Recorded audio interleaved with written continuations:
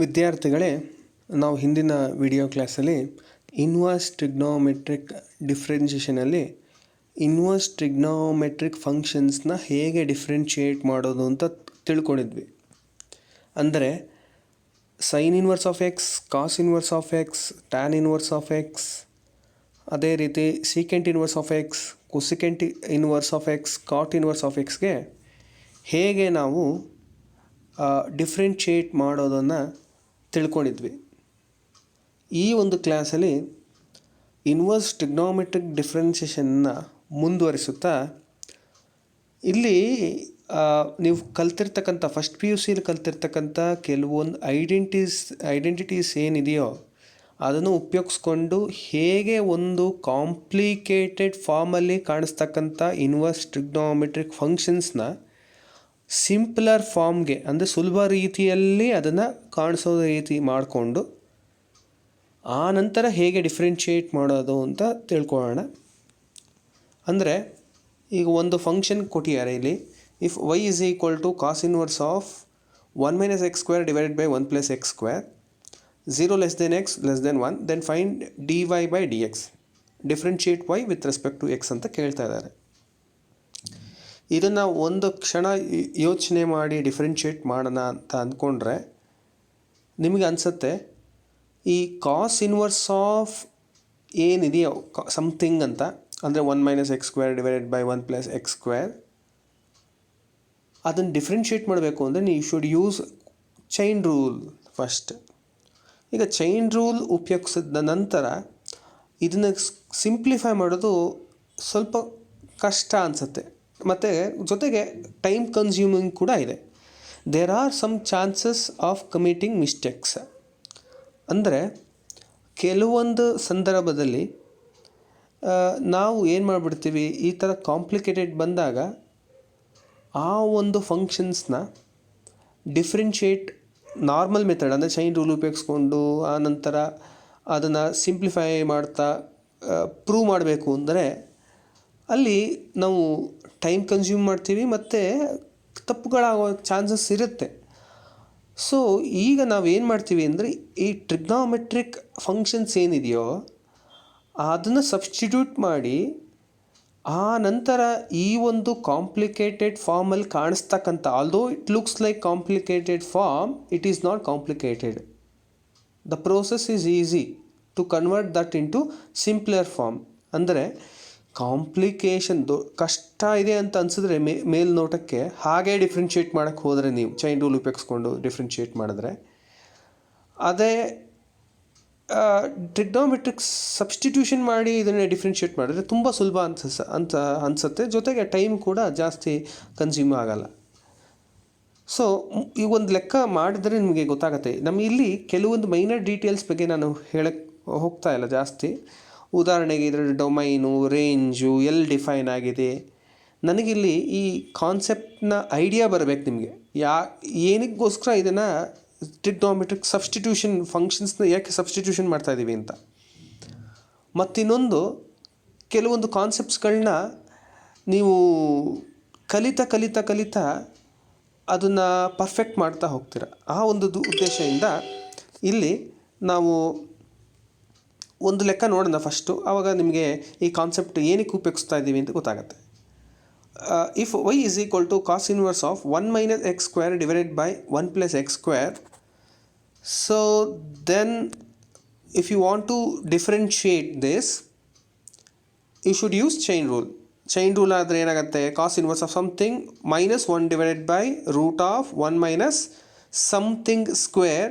ಆ ಸಮಥಿಂಗ್ ಅನ್ನೋ ಏನು, ಅದು ಅದು ಎಕ್ಸ್ ಅಲ್ಲ, ಅದು some function of x, that is 1 - x square divide by 1 + x square.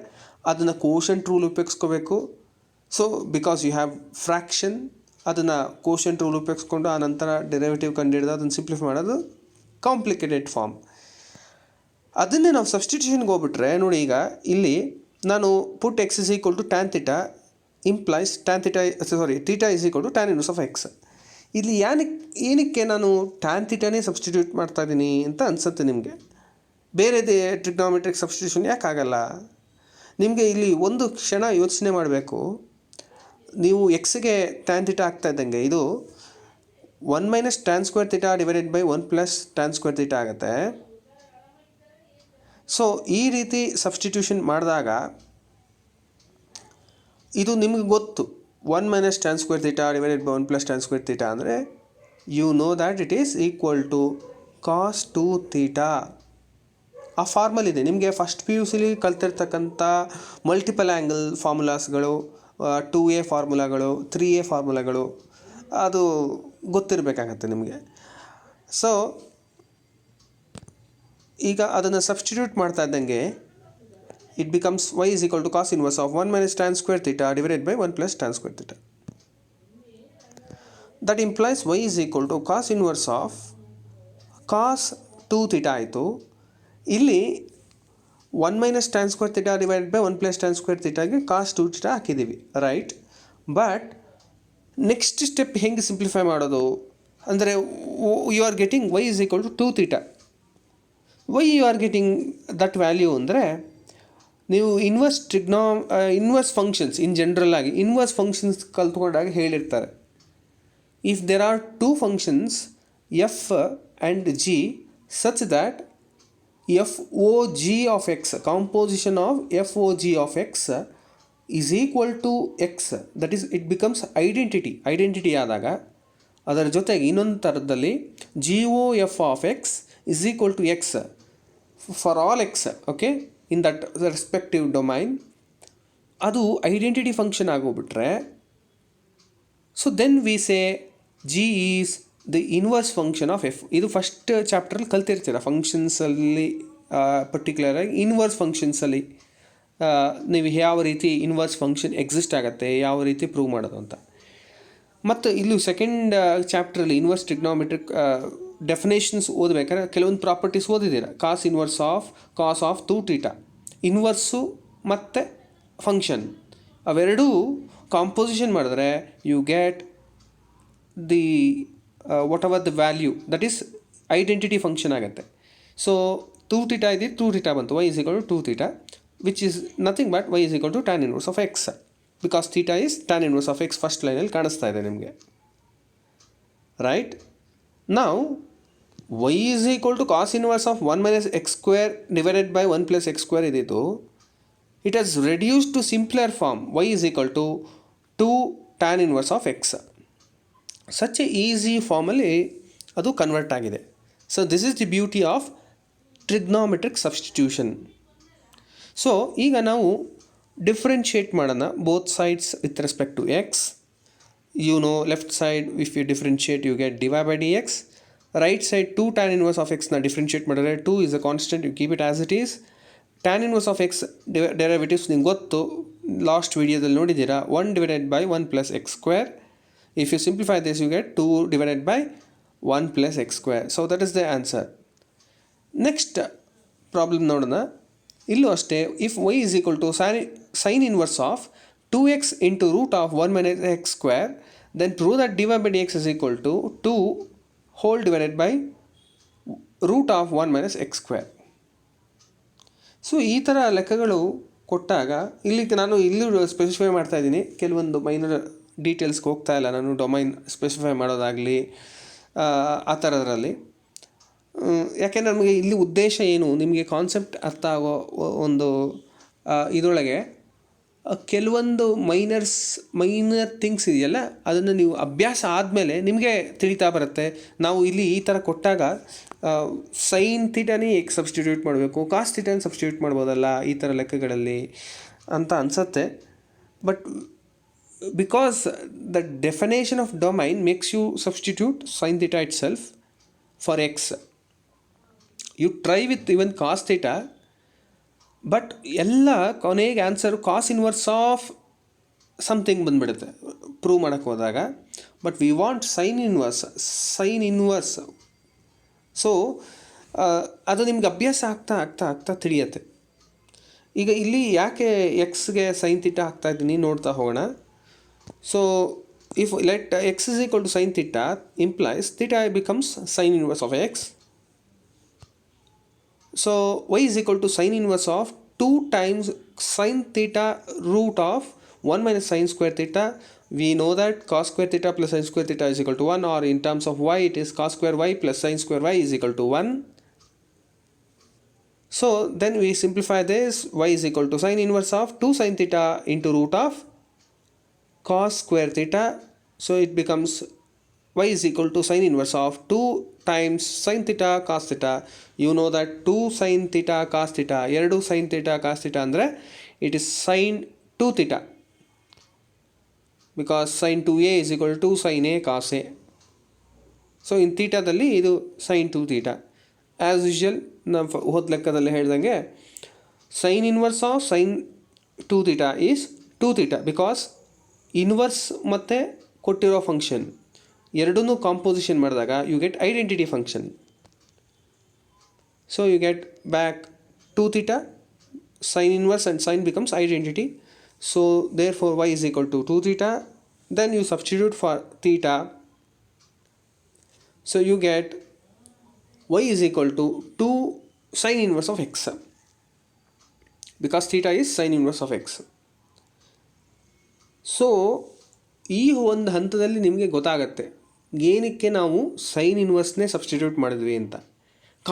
Cos ಥೀಟಾನೇ substitute ಮಾಡಿಬಿಟ್ಟಿದ್ದೀರಿ ಎಕ್ಸ್ಗೆ. ಈ ಒಂದು ಹಂತದಲ್ಲಿ ನೆಕ್ಸ್ಟ್ ಸ್ಟೆಪ್ ಏನು ಮಾಡಬೇಕು, ಈಗ ನೀವು ಸಿಂಪ್ಲಿಫೈ ಆಗೋಗ್ಬಿಟ್ಟಿದೆ, ಸಿಂಪ್ಲರ್ ಫಾರ್ಮ್ಗೆ ಬಂದುಬಿಟ್ಟಿದೆ. ಈ ಒಂದು ಹಂತದಲ್ಲಿ ನೀವು ಡಿಫ್ರೆನ್ಷಿಯೇಟ್ ಮಾಡಿದಾಗ ಏನಾಗುತ್ತೆ, dy/dx is equal to 2 times 1 divided by root of 1 minus x square. ಅದೇ ಕಾಸ್ ಥೀಟಾ ನೀವು ಸಬ್ಸ್ಟಿಟ್ಯೂಟ್ ಮಾಡಿದರೆ ಈ ಹಂತದಲ್ಲಿ ನಿಮಗೆ y is equal to 2 cos inverse of x ಅಂತ ಬರ್ತಾಯಿತ್ತು. ಆದರೆ when you differentiate cos inverse of x, you get minus 1 divided by root of 1 minus x square, which is not required. ಆದ್ದರಿಂದ ಇಲ್ಲಿ ಕೆಲವೊಂದು ಥಿಂಗ್ಸ್ನ ಅಂದರೆ ಡೊಮೈನ್ ಅದರ ರೇಂಜು ಅದೆಲ್ಲ ನಾನು ಅಷ್ಟು ಮೈನರ್ ಡೀಟೇಲ್ಸ್ ಕೊಟ್ಟಿಲ್ಲ.